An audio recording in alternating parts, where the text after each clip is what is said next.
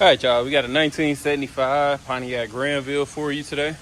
This your first time here, we take you around the car. You'll see the exterior, interior. We'll do a test drive, and then I'll lift it up on the rack so you can see underneath it. We try to show everything that we can on the vehicles. Obviously, everything can't possibly be shown through video. So if there are some areas that you want to see or you're interested in purchasing, you'll give us a call, 256-801-4409, and we will do a FaceTime for you. So let's get back into this 75 Grandville. Very, very nice car. We're going to go ahead and get it out the way. This car is going to need paint, so I'm not going to keep on saying it.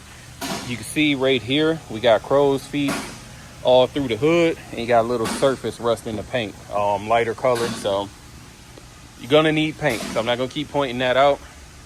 Move on down the body. Trim is intact. Door looks like it aligns properly. Window trim solid. Another area I was talking about with the paint.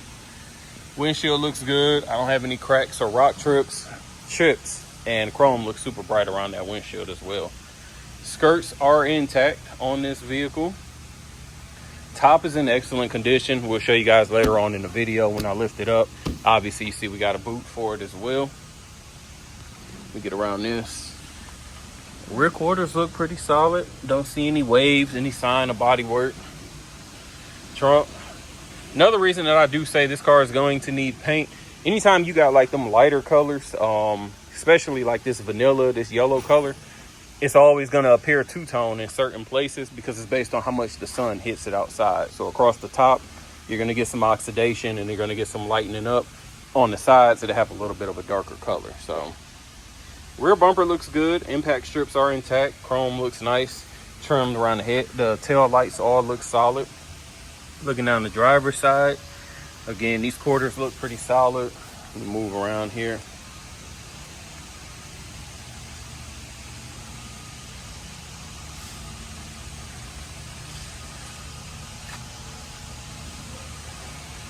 And again, this is what I was talking about with the hood. I know some people are going to think like, hey, I'll just get the hood touched up and ride with the rest. You're going to be very hard pressed to get somebody to blend this hood with the rest of this car perfectly, when a lot of this is original paint. So again, our windshield is solid, no issues there. Let me pop the hood and grab the keys while I'm here. I see you guys looking at the interior. Interior is definitely the bright spot on this vehicle. Coming to the front of the car, bumper fillers intact, trim around the headlights intact, impact strip, bumper looks good. Go ahead and pop. There we go. This is a 400 AC equipped, power brakes, power steering. Everything appears to be pretty original under here except for some of the work with the AC. Relatively clean though, nothing to really point out.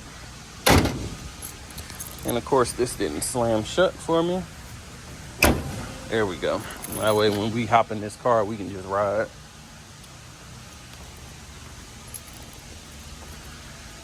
Let's check out the trunk real quick.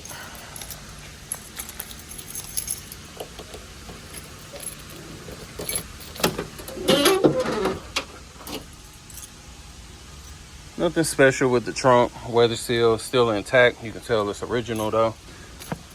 OG service manual, always nice to have, even though now you can just YouTube everything. We'll check out the trunk underneath to make sure the pans are solid.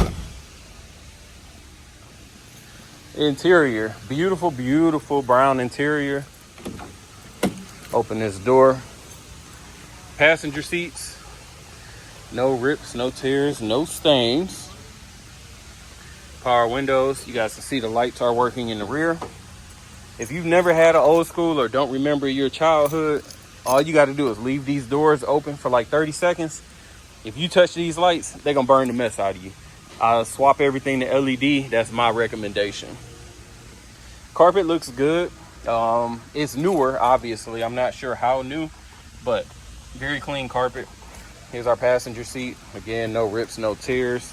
Interior is almost flawless, honestly. And I say that because I don't think you really have to do anything. Maybe touch up the door panel carpet a little bit. And the dash, we got a little crack there and one over on the driver's side. But I think, you know, for a classic vehicle, that's readily accessible. and I would just leave that as is anyway. Getting on over to the driver's side. Again, no issues at all with these seats. This upper door panel is a little bit loose. Probably didn't catch on when they locked it, when they screwed it in. So a little bit there. And driver's seat appears to be in great condition as well. Let me go ahead and hop in. Let me put you down for a second so I can put my seatbelt on. There we go. This one mileage reads 7,775. So you guys know it's probably a rollover, but we don't know that for sure. But more than likely it is. And that is a cold start. This car's been sitting here since yesterday. Lights are on. I can see them in the car up in front of me. Wipers work. Horn works. Window. This one is getting caught because of that door panel I moved. There we go. On one side, it's just because of that, so that works with no problem. Door locks. Door locks work. This is an AC car. AC is blowing. Cold. No issues there.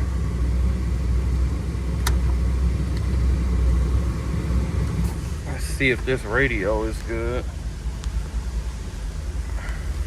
Standby. I ain't gonna lie, I have no idea. There we go, source. Radio works. Nice. What else we got?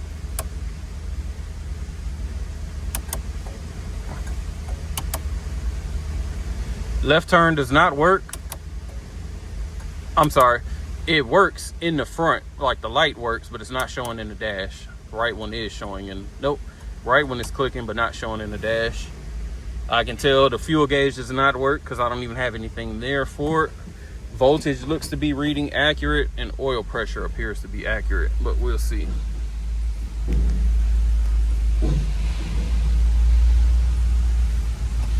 If you guys watching this, more than likely you're either one, just like classic cars like all of us, or you're looking for a Grandville, which means you probably watched other Grandville videos, and you know I love my Grandvilles.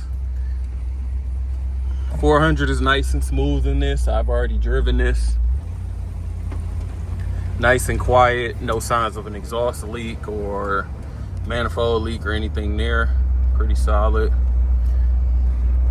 Hands off the steering wheel. She's tracking straight. Foot on the brakes. She's still tracking straight. Brakes are a little bit on the softer side.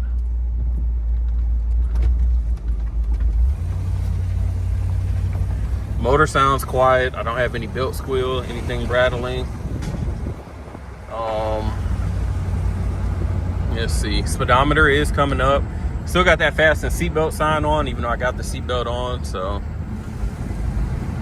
oil pressure is barely moving, so that might not be accurate. I don't know if the temp's gonna come up. I'm gonna go ahead and turn around here.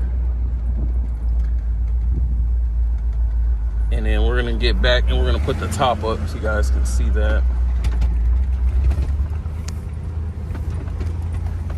Man, my phone be overheating off of nothing. I ain't doing nothing but shooting a video. And I'm wondering if it's gonna turn off. Let's give it a little bit of gas and get her up to about 45, 50. No issues with the shifts at all. Suspension feels solid for a Grandville. It's about what it's going to be. A little bit on the softer side, but also firm as well. Again, I don't think any of these are working. I think the voltage is just stuck at the 13 mark. So let's just say the gauges on the left side don't work. And if you watch these, if you're looking for a Grandville, I think you've seen last like 5 or 6. They're normally in that 30 to 35 range. We're running this one right at like 20. Because again, it is going to need some paint, so we already understand that. I am going to park her right here. I'm going to show you guys this top real quick. Always start your cars or leave them on when you're messing with the tops, because they do take a lot of juice.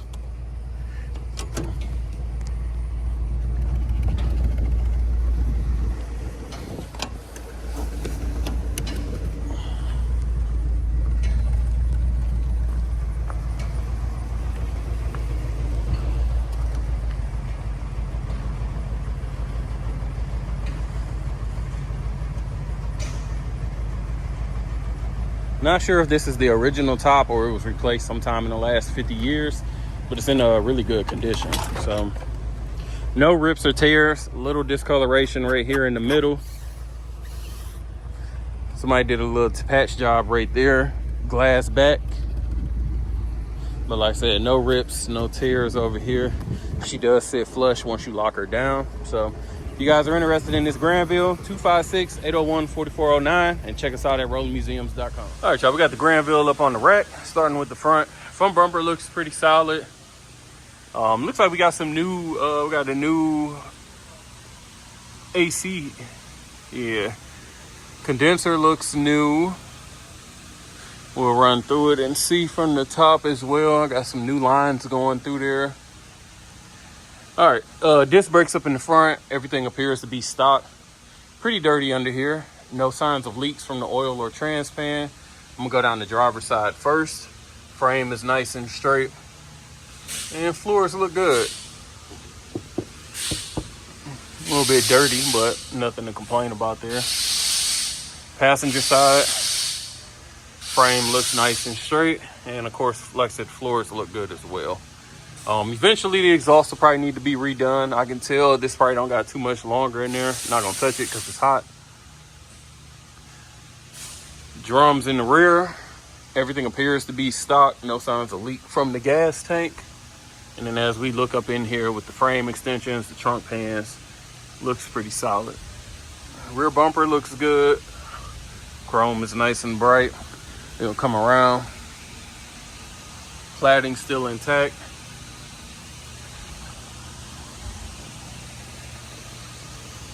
Let me fix this. There we go.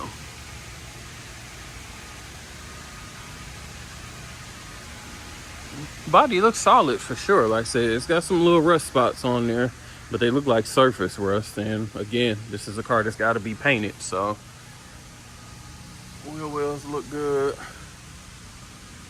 A little bit of rust right there.